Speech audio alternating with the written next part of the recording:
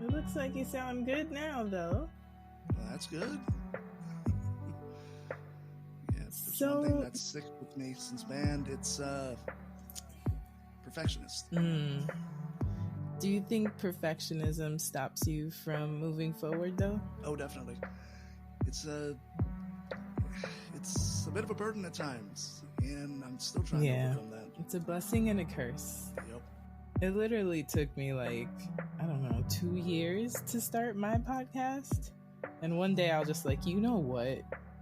It's going to be very imperfect and I'll probably not listen to it back. And I'm just going to publish this thing and see what happens. Hey, look at you now. Yeah. So I think just sometimes we got to throw ourselves in it and just close our eyes and pray for the best. So, do you have any... Huh? Oh, I said easy come, easy go, you know?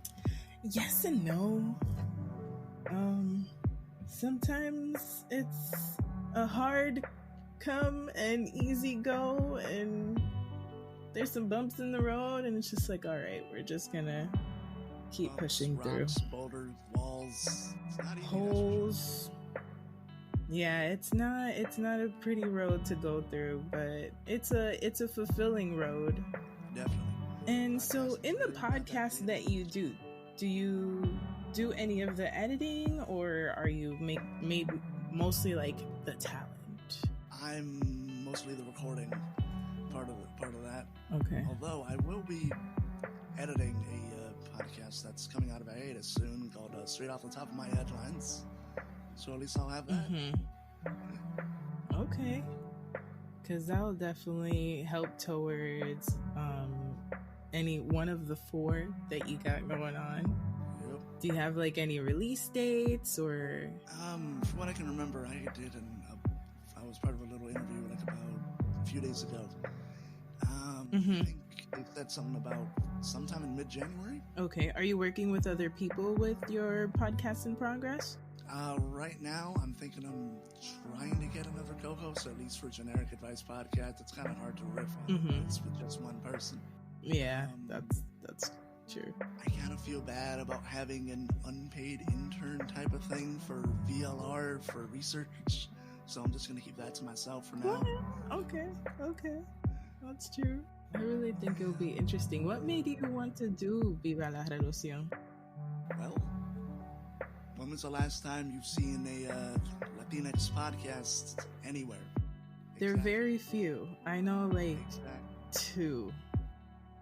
What I was gonna ask is, do you think there's a reason why there's not that many in my case Afro-Latino, but Latinx in general shows? See, I think it's mainly due to every other media being roughly the same thing, barely anything. I don't think we can wait for people to put us in their stuff.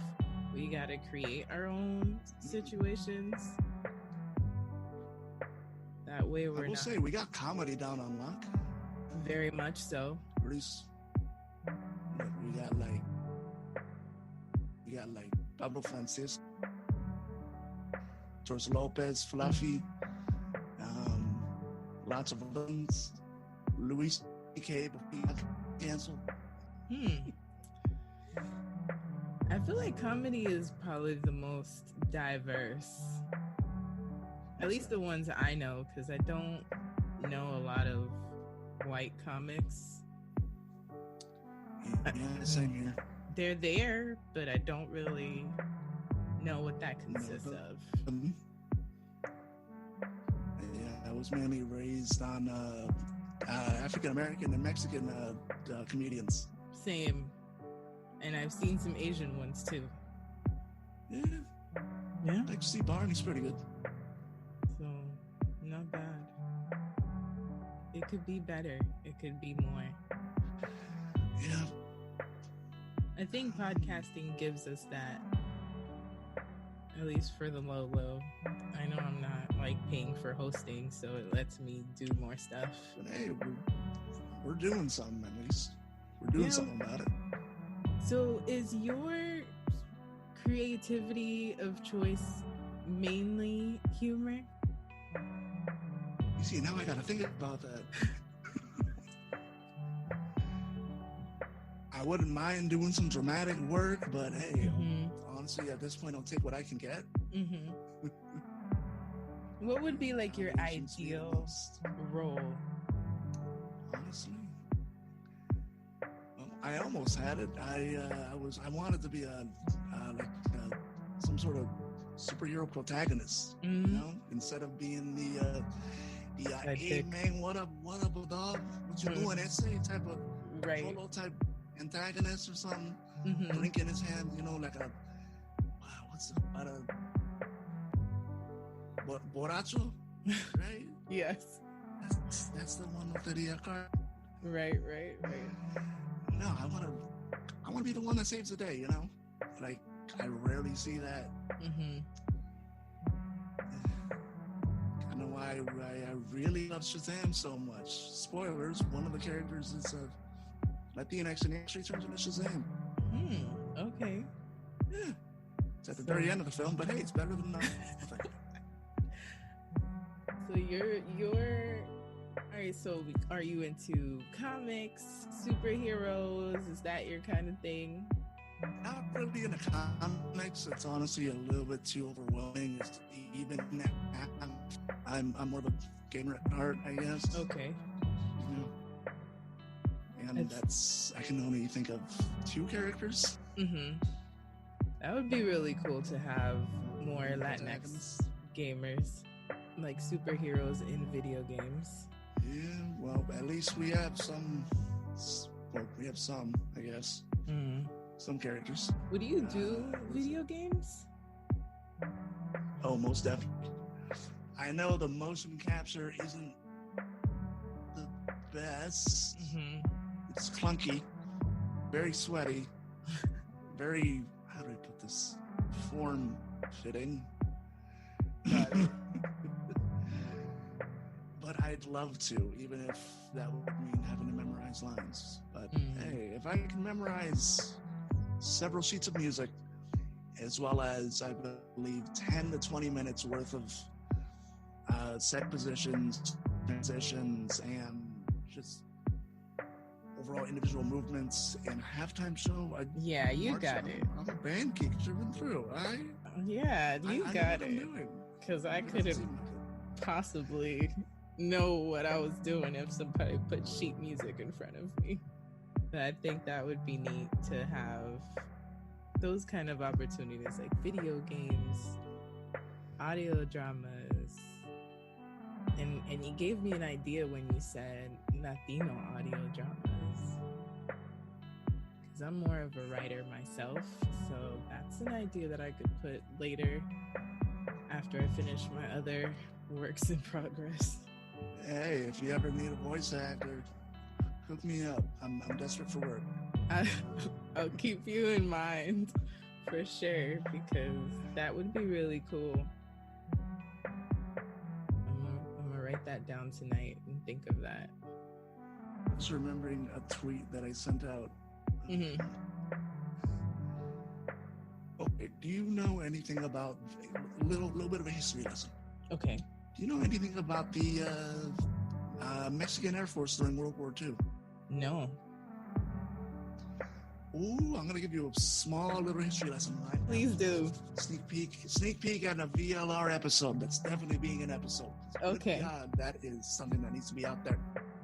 The only reason that the Philippines got liberated outside of U.S. influence, the freaking Mexican Air Force.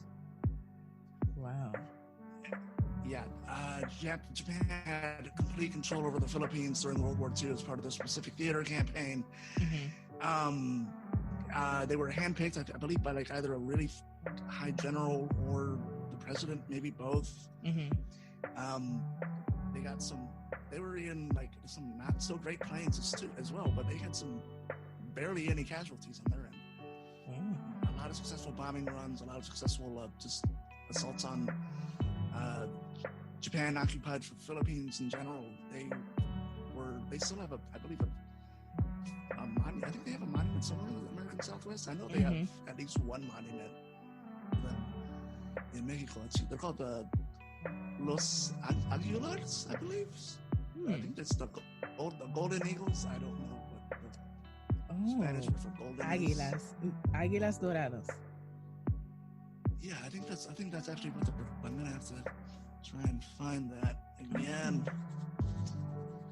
Yeah, nobody even really knows about it. Even one of my friends who's a really big World War II buff who didn't really know much about it. I've never heard this.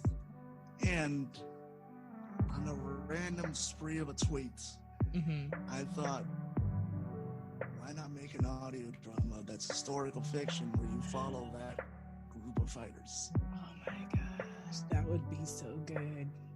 I can't even think of any like historical fiction audio dramas except for maybe like 1 or 2 episodes of the Bright Sessions.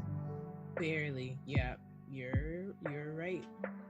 I'm looking for a book that I read because the closest thing to that is a story of a Black woman who pretended she was a man in order to get into the war as a soldier, and no one knew her story, and it's based on a true story. And that's kind of the closest thing I know to what, a lot of these platoons that we've never heard of. I found on the Wikipedia page, and it's not Golden Eagles, it's Aztec Eagles. Okay. Escuadrón Aéreo de Pelea 201 was a Mexican fighter squadron, part of the Mexican Expeditionary Air Force that aided in World War II, nicknamed Águilas Aztecas, or Aztec Eagles. That is really fascinating. It's insane. I would definitely love to hear that. I feel like there's so much history that we don't know. Almost definitely. I know what book it is. I'm definitely going to share this book with you if you want to just check it out to have an idea, because we kind of go through the journey of her going from slave to like high ranking within the army. That sounds awesome. It's pretty badass, I have to say, because she escapes. Next thing you know, she's cooking, and then after that, she like goes through this whole journey of becoming a soldier and thriving. But no one knows her story. Jesus. And it's like the daughter of a queen or something like that. I'll definitely find it. Yeah, I wish it was a movie, honestly. Yeah. But the closest thing I can think to that is like what? Mulan? Yeah. That's about it.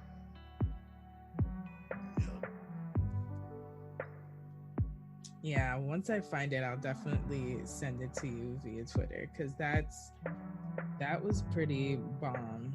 And it's visual enough to where you can see everything happening. Or at least maybe that's just how my brain works. But it's an interesting story. Well, I really hope the Revolución Viva la Revolución comes out. I like everything you've told me so far. The daughter of a queen or something like that. Yep, there it is. I'll be sending this to you. It's by Sarah Bird. Very interesting. So what are your plans for 2020? Are you manifesting anything? Are you one of the goals and resolutions people, or you go with the flow? Honestly, I'm just still working on the goals from this year, which is getting some podcasts out. I feel you. I've been working on my book for like 4 years, and I'm just like, I need to just throw it out into the world and stop tweaking it. That's different. That's a book. That's a book. It's ready. That's a whole different beat.